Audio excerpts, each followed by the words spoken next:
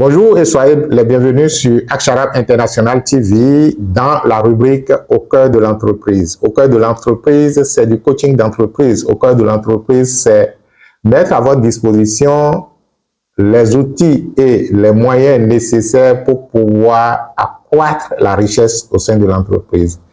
Et lorsque on parle de la croissance de la richesse, c'est justement qu'il faut vendre. Il faut vendre. Et le thème de cette capsule s'intitule « Savoir se vendre pour mieux vendre ses produits et services ». Savoir se vendre pour mieux vendre ses produits et services.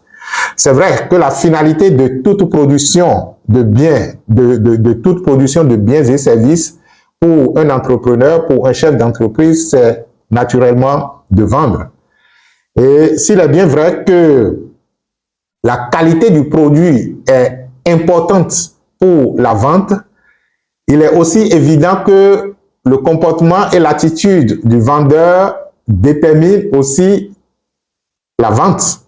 Parce que quel que soit votre produit, si le produit est de bonne qualité et que vous n'avez pas les bonnes attitudes, que vous n'avez pas le bon comportement pour accueillir les clients, pour servir les clients, vous allez naturellement vous retrouver donc en baisse dans votre vente. Et c'est pourquoi justement cette capsule va s'intéresser à la personnalité, aux attitudes et au comportement du vendeur. Qu'est-ce que l'on vend véritablement? Est-ce que c'est le produit ou si c'est soi-même? Nous allons découvrir tout au long donc de cette capsule. Et la première question, c'est pourquoi la personnalité du vendeur est-elle importante? Parce que nous avons dit savoir se vendre pour mieux vendre ses produits et services. Pourquoi il faut savoir se vendre? Pourquoi la personnalité du vendeur est-elle importante dans le processus de la vente? Ce qu'il faut comprendre, c'est que il est très difficile de mentir à soi durablement. Et chaque personne s'amène partout où elle se trouve. C'est-à-dire que ce que vous êtes là, c'est ça que vous amenez partout. Donc, au sein de l'entreprise et auprès de vos clients, c'est vrai que vous leur offrez un produit, mais c'est d'abord et avant tout vous-même que vous offrez. Parce que la vente n'est pas nécessairement une question de quoi. Ok, d'accord, je ne dis pas de ne pas mettre des produits de bonne qualité à la disposition des clients. Non, pas du tout. Ce n'est pas de ça qu'il s'agit. Mais la vente est fondamentalement une question de qui. Comme d'ailleurs tout événement. Hein. Lorsque vous êtes dans votre vie familiale, ce n'est pas quoi, mais c'est d'abord qui. Et c'est à partir du qui que ce que vous apportez dans la cellule familiale soit bien apprécié ou, disons, désapprécié.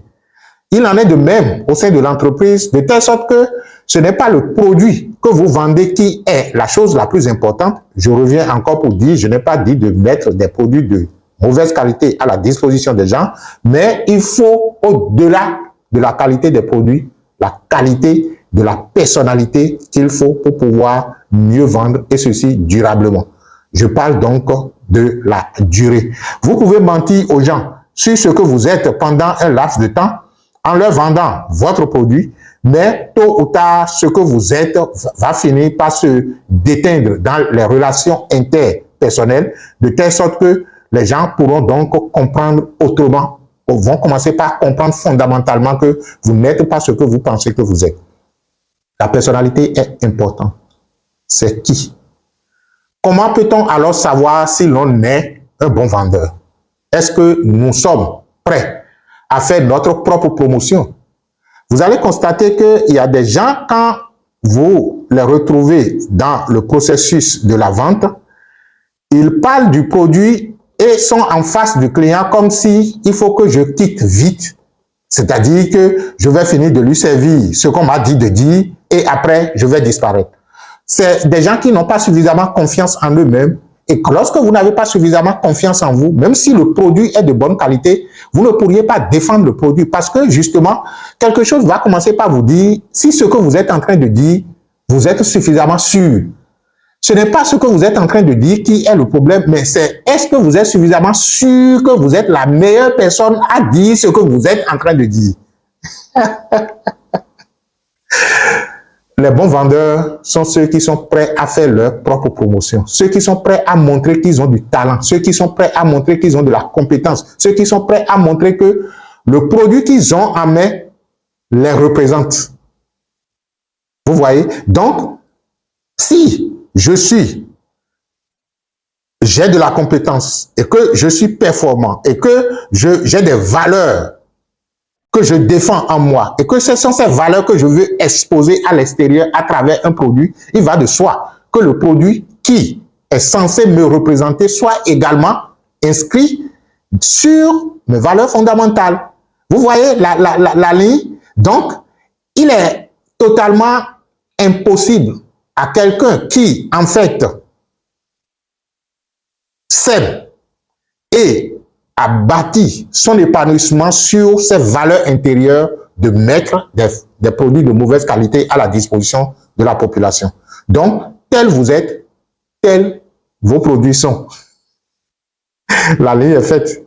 Donc, lorsque je suis performant et que j'ai la croyance de la confiance en moi-même et que cette confiance se fonde sur mes valeurs intrinsèques, je n'ai pas du mal à parler de moi, je n'ai pas du mal, je ne dis pas de rentrer dans de la fanfaronnade qui consiste donc à s'égosiller, mais c'est de dire juste ce que vous êtes et ce que les produits sont. Vous voyez? Maintenant, pourquoi certaines personnes sont contrariées par la vente et la promotion? C'est vrai que nous n'avons pas eu les mêmes éducations. Nous n'avons pas eu les mêmes éducations. Et si, entre-temps, vous avez été reprimandé, vous avez fait des mauvaises expériences de vente, c'est-à-dire, par exemple, que dès votre jeune âge, vous avez pris des initiatives de vente. Peut-être que vous avez économisé de l'argent sur la base des frais de petit déjeuner qu'on vous donne. Et un jour, vous décidez, par exemple, de faire peut-être, là, c'est les petites filles, dans le temps qui faisaient ça, genre cacahuètes ou bien des amuse-gueules, et puis vous décidez de vendre. Vous avez mis toute votre économie dedans et puis par la suite, ça n'a rien donné, c'est-à-dire que vous n'avez pas pu vendre et tout le reste. Votre système psychologique peut recevoir un choc et se dire, bon, la vente, non, et tout le reste. Peut-être que quand vous avez démarré, vous aviez, disons, de bonnes intentions, mais quand le produit est sorti et que vous voulez mettre le produit à la disposition des gens, vous n'avez pas reçu l'accueil qu'il faut. Donc, ceux qui généralement ont fait des expériences paralysantes de vente, surtout en leur jeune âge, avoir été rejeté par quelqu'un à qui on veut vendre quelque chose, peut-être avoir échoué, disons, commis de l'échec dans dans une petite entreprise de vente que vous avez démarré pendant que vous étiez jeune, ou bien vous avez fait peut-être vous avez voulu faire une promotion de produits qui n'a pas marché et tout le reste. Généralement, toutes ces expériences, disons, restent en nous et constituent des obstacles intérieurs, des freins à ce qu'on puisse être de meilleurs vendeurs. Et toutes les fois que l'on parle de la vente, ça toque tant.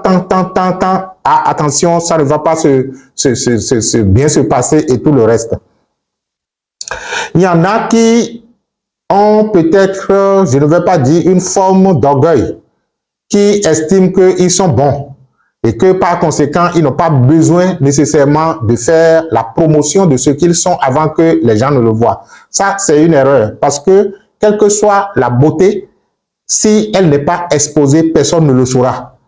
Donc, même si vous êtes bon et que vous savez que vous êtes bon, il faut pouvoir exposer la bonté. Il faut pouvoir exposer votre valeur que vous estimez être noble à travers les produits et en faire donc la promotion. Voilà. Oui. Et quels sont maintenant les outils, les compétences intrapersonnelles que vous devez avoir ou que vous devez être pour pouvoir mieux vendre les produits? On ne cessera jamais de parler, hein. Le fondement reviendra à Est-ce que vous croyez en vous-même? Croyez-vous réellement en vous-même et à vos valeurs? Est-ce que vous estimez que vous avez foi en vos produits et services?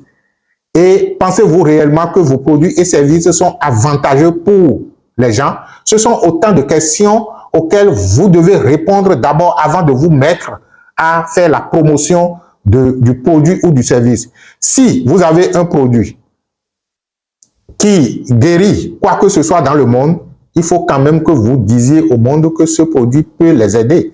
C'est en cela que il n'est pas trop conseillé de se satisfaire d'une autosuffisance pour se dire non, de toutes les façons, même si je suis dans un coin, ils viendront. Non, ça se passait dans le passé. Où, bon, on n'avait pas besoin de créer assez de richesses, on n'avait pas besoin d'assez de choses. Et lorsque vous êtes dans un coin, quel que soit le coin dans lequel vous êtes, si le produit est bon, par personne interposée, les gens s'informent et ils viennent vers vous. Juste parce que votre vision de la création de richesse ne dépasse peut-être pas le cadre de votre famille, c'est-à-dire vous nourrir votre famille et tout le reste. Mais aujourd'hui, on a besoin d'aider l'humanité. L'humanité a besoin de ressources et a besoin de créer davantage de la richesse parce que même si vous en avez, même si votre famille est totalement satisfaite, il y a des gens autour de vous qui ne sont pas satisfaits. Et le fait de vouloir en créer davantage, vous finirez par les aider parce que vous êtes obligé d'utiliser plus de personnes qu'il n'en faut.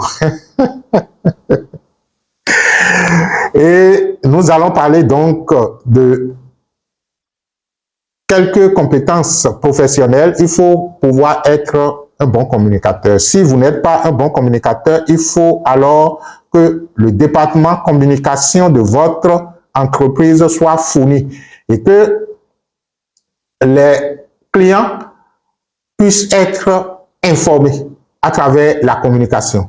Vous devez, disons, faire en sorte que la chaîne de clients, si possible, vous pouvez les segmenter et adapter le mode de communication à chaque segment donc de votre clientèle. Voilà autant de choses.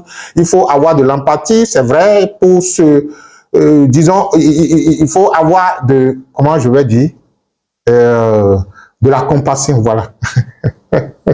Les gens ne viennent pas seulement acheter du produit. De plus en plus, vous allez constater que si ce n'est que des produits, ça existe. Mais c'est qu'est-ce que vous donnez?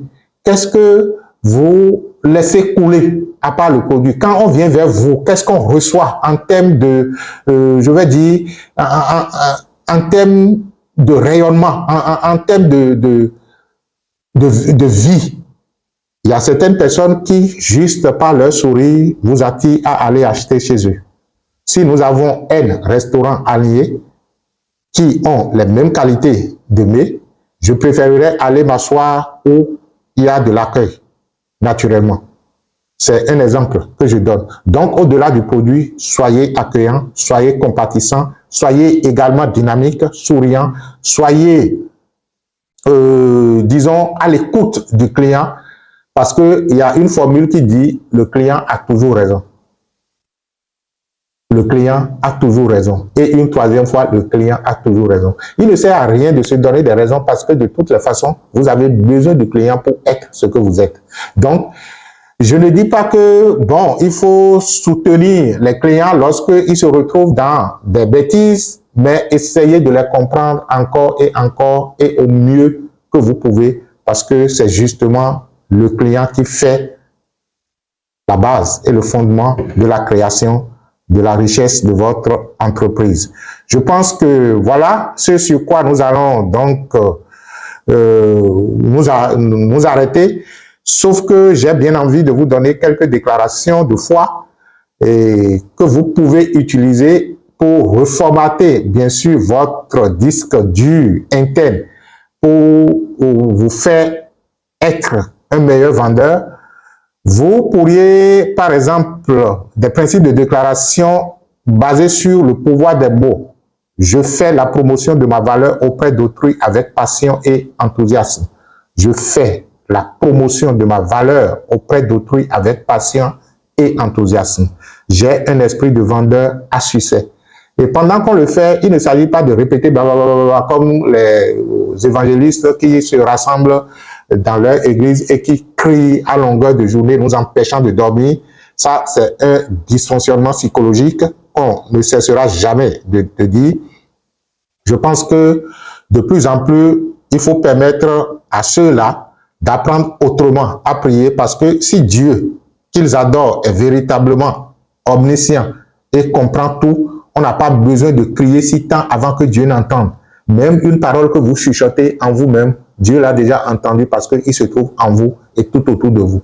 Maintenant, si vous êtes obligé de crier et de dire, il y en a même qui pleurent, vous êtes déjà malade sans le savoir. Je ne vous insulte pas, mais c'est un fait que vous ne pouvez pas être en train d'adorer un Dieu omniscient, omniprésent et être en train de crier. C'est justement parce que vous avez peur d'affronter vos démons intérieurs que vous êtes obligé donc de parler. Ça me prend un peu. Je vais en faire une émission peut-être dans la partie, dans les rubriques spiritualité, pour pouvoir donc, disons, permettre à ceux qui veulent bien se corriger de commencer par prier sur une autre base qui est beaucoup plus saine.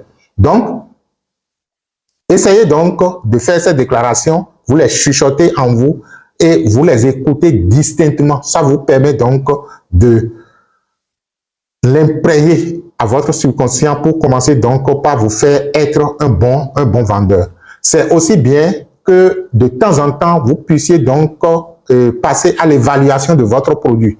C'est vrai, on peut également demander donc de faire des sondages auprès de vos clients pour voir quelles sont les notes, quelle est leur façon, comment ils évaluent les produits que vous mettez à leur disposition.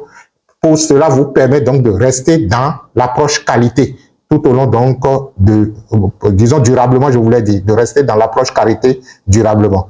Et enfin, il est normal que vous puissiez, dans un processus de reconfiguration de l'image de soi, vous configurer si vous voulez véritablement être un bon vendeur.